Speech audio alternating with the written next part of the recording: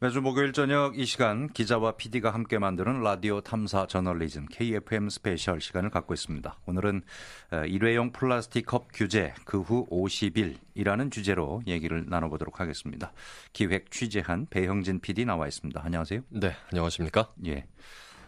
지난 8월 2일에 식품 접객업소의 일회용 플라스틱 컵 사용을 현장 단속하면서 초기에는 이제 현장의 혼란과 소비자들의 불만이 좀 있었습니다. 오늘이 9월 20일이니까 그 후에 50일이 지났는데 현장에서 단속은 효과적으로 이루어지고 있는지 또 무엇보다도 실제로 제일 중요한 거죠.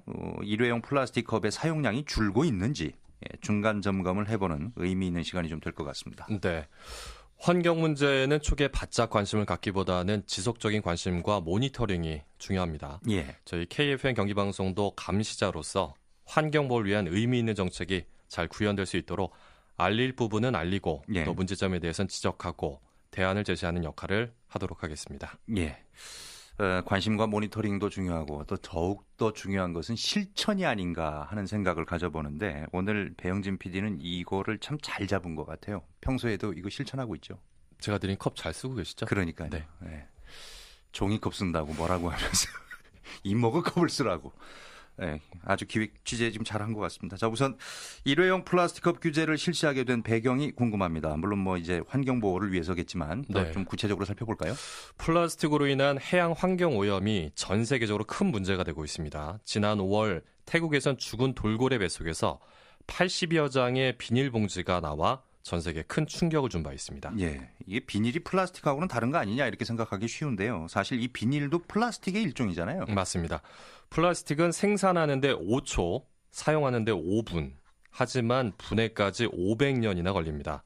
값싸고 편리해서 거의 모든 분야에서 활용이 되고 있는데 예. 비닐봉지부터 단단한 자동차 내장재, 빨대에 이르기까지 무엇으로든 변신할 수가 있어서 과거에는 신의 선물이라고까지 불렸지만 현재는 지구 환경과 인류에 큰 재앙이 되고 있습니다. 미국 국립과학원 저널에 따르면 지구 해양 표면의 88%는 이미 플라스틱 파편으로 오염된 것으로 조사됐습니다. 예, 이게 지구가 환경 오염된 것뿐만 아니라 이 먹이 사슬에도 영향을 끼친다면서요. 네. 바다에 버려지는 플라스틱은 파도와 자외선에 의해 분해되면서 크기가 5mm 이하인 미세 플라스틱으로 변하는데 예. 이 미세 플라스틱을 바다 생물이 섭취하고 또 먹이 사슬을 통해서 전이되면서 결국 인류를 비롯한 모든 생명체의 안전에 위협을 주고 있습니다. 지난 6월 5일 유엔이 발표했죠. 그 발표에 따르면 규제 없이 이대로 진행된다면 2050년에는 바다의 물고기보다 플라스틱이 더 많아질 거란 암울한 전망까지 내놨습니다. 예. 우리가 미세먼지에 대해서 예민하긴 한데 미세 플라스틱에 대해서는 생각을 하고 있는지 모르겠습니다. 우리가 이제 회 먹거나 이러면 미세 플라스틱을 먹게 될 수도 있다는 얘기잖아요. 네, 맞습니다. 예. 플라스틱으로 인한 이 환경오염 실태에 대해서 설명을 잘 해주셨는데 결국은 이 환경오염을 줄이기 위해서 플라스틱 사용량을 획기적으로 줄여나가야 할 텐데 현재 우리나라의 플라스틱 사용량은 어떻습니까?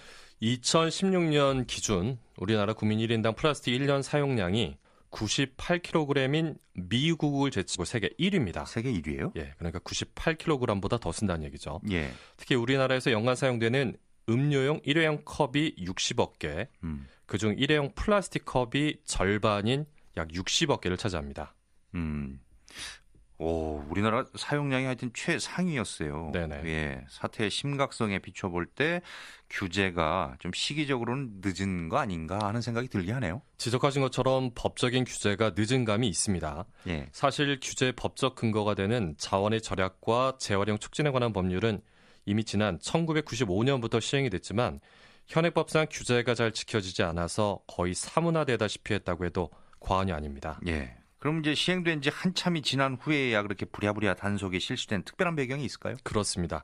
단속을 시행하게 된 그 직접적인 계기, 환경부 자원정책과 박정철 사무관을 통해서 직접 들어봅니다.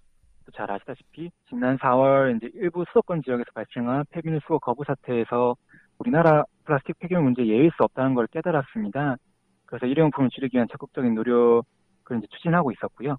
5월 10일 날 발표한 재활용 폐기물 관리 종합대책에 따라서 관련 정책을 추진하고 있습니다.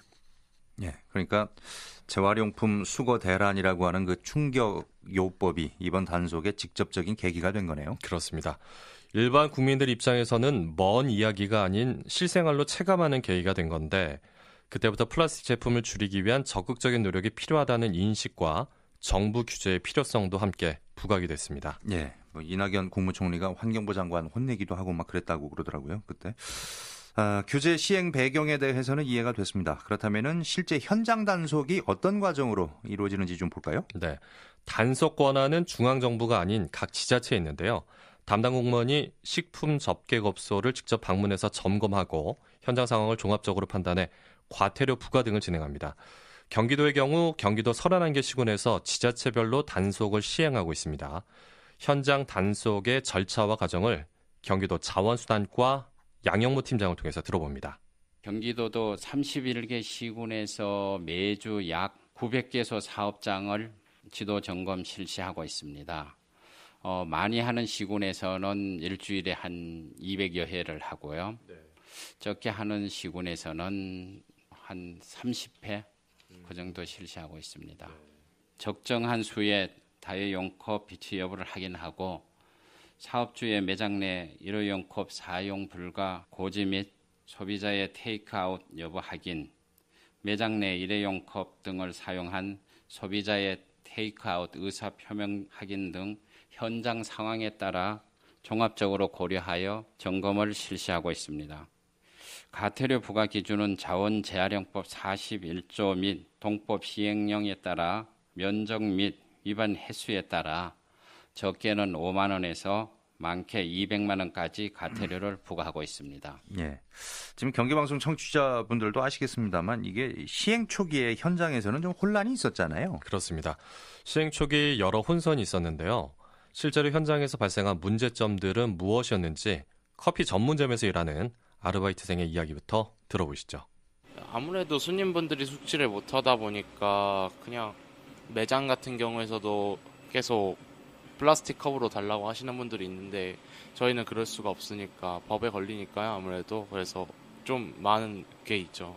아무래도 불편해들 하세요 많이. 그래서 여전히 우기시는 분들도 있어요. 그냥 이거 내가 그냥 갖고 간다 하면 괜찮다 그냥 달라고 우기시는 분들도 많으세요. 그래서 아르바이트생분들은 좀 곤란하죠. 그럴 때마다.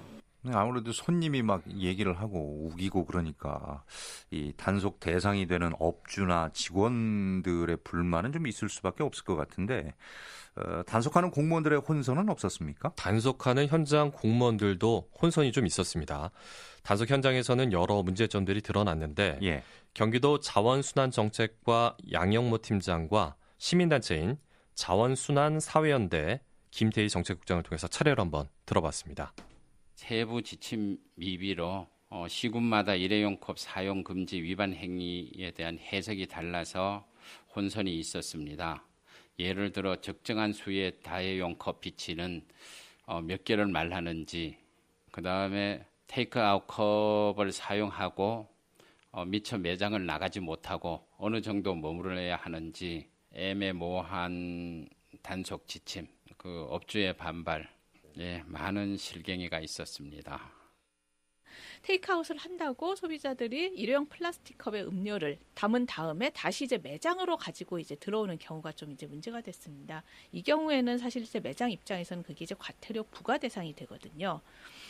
추후 이제 혼란이 좀 있을 수 있을 것 같고, 또 하나가 뭐냐면은 다회용 컵이 매장 내에 충분하지 않을 경우, 그 다회용 컵을 다 소진을 했을 때 그냥 일회용 컵에 제공하는 경우도 사실 법적으로는 좀 이제 문제가 됐습니다. 아무래도 이제 시행 초기에는 뭔가 문제점이 생길 수밖에 없는데 간략하게 좀 요약을 해보면 홍보 부족이다. 그러다 보니까 소비자들의 인식이 좀 부족했다. 그래서 매장에서 좀 비협조적이었다. 그리고 또 단속하는 이 관계자들도 이 사례별 세부 지침이 좀 부족했기 때문에 혼선이 있었다. 이렇게 정리할 수 있겠네요. 네, 그렇습니다. 그러면 이제 벌써 단속이 이루어진 지 오늘이 50일째인데 초기 단계의 혼란과 미비점이 좀 개선이 됐습니까? 네. 시행 초기에는 어떤 제도든지 시행착오를 겪기 마련이죠. 예. 중요한 건 그 시행착오를 통해서 미비점을 신속하게 보완하고 대안을 마련하는 걸 겁니다. 시행 50일이 지난 현재 초기의 미비점은 어느 정도 보완됐는지 환경부 박정철 사무관을 통해서 들어봅니다. 아직 홍보가 좀 부족했다거나 이런 부분들 때문에 잘 모르시는 국민분들이 있을 수 있다고 생각됩니다. 그래서 그런 분들한테 좀 홍보를 하기 위해서 라디오, TV 광고 등 홍보 활동을 꾸준히 진행하였고 한국 소비자원과 업무 협약을 체결해서 소비자 인식 개선을 위한 노력도 계속하고 있습니다. 들이 업계의 어려움을 해결하기 위한 노력을 좀 진행을 했습니다. 그 전자제품 자원순환 공제 조합과 함께 소규모 커피 점점 등의 식기세척기와 머그컵을 지원하는 행사를 진행하였고요. 일회용 컵 보증금제는 테이크아웃하는 컵에 그 지금 소주병, 맥주병처럼 보증금을 부과하고 소비자들을 반환할 시에 그 보증금을 환불해 주는 제도 관련 근거법령이 국회에서 논의가 되고 있고요. 환경부도 근거법령이 통과된다면 19년 시행을 목표로 컵보증금제는 지금 생각을 하고 있습니다. 예. 핵심은 이 규제나 단속 자체가 아니라 정책 방향대로 일회용 플라스틱 컵의 사용량이 실제로 줄었는지 이것일 텐데 50일이 지난 지금 시점에서 어느 정도 좀 개선이 됐다라고 하는 걸 확인해 볼 수가 있나요? 통계 자료가 있습니까? 네. 실제로 줄었는지 중간 점검을 한번 해봤습니다. 자원순환사회연대 김태희 국장입니다. 저희가 지금 8월 20일이라고 22일 날 양일간 수도권 지역 패스트푸드하고 커피 전문점 약 한 1,000개 매장 대상으로 매장 내에서 플라스틱 컵 사용 실태를 조사를 했습니다. 그 조사 결과 전체 이제 1,052개 매장 중에서 634개 매장, 약 60% 정도가 다회용 컵만 모두 사용하고 있는 것으로 나타났습니다. 저 한 2달 정도 만에 거의 한 다회용 컵 사용 비율은 한 두 배 정도로 증가를 했습니다. 그런 걸로 미루어 보면은 어느 정도 지금 제도가 효과적으로는 정착은 하고 있는 것으로 보입니다. 네. 초기 우려와는 달리 현장에서는 효과적으로 지금 정착이 돼가는 것 같다 하는 얘기입니다. 근데 그럼에도 불구하고 여전히 지금 이제 보완해야 될 어떤 규제의 사각지대 같은 게 있다고 그러던데요. 그렇습니다. 시행 과정에서 발견된 단속의 구멍들이 있는데요. 예. 어떤 점들이 있는지 먼저 자연순환사회연대 김태희 국장을 통해서 들어보겠습니다. 사실 이제 가장 큰 문제는 이제 일회용 종이컵의 사용이라고 이제 볼 수가 있는데요. 일회용 종이컵의 안쪽에 보면은 음료류가 새어나오지 않게 하기 위해서 플라스틱 재질로 코팅을 하고 있습니다. 일회용 종이컵 자체가 현재 규제 대상에서 지금 이제 제외가 되어 있기 때문에 아무리 일회용 종이컵을 많이 사용한다고 하더라도 이것을 강제할 방법이 전혀 없다는 게 문제입니다. 예. 이외에도 뭐 제도적으로 보완해야 될 점이 있습니까? 네. 현장에서 발로 뛰는 공무원 입장에선 단속 대상의 범위가 애매한 경우가 있습니다. 그래서 애로사항이 있는데요. 예. 경기도 자연수단과 손승현 주무관의 얘기를 한번 들어보시죠.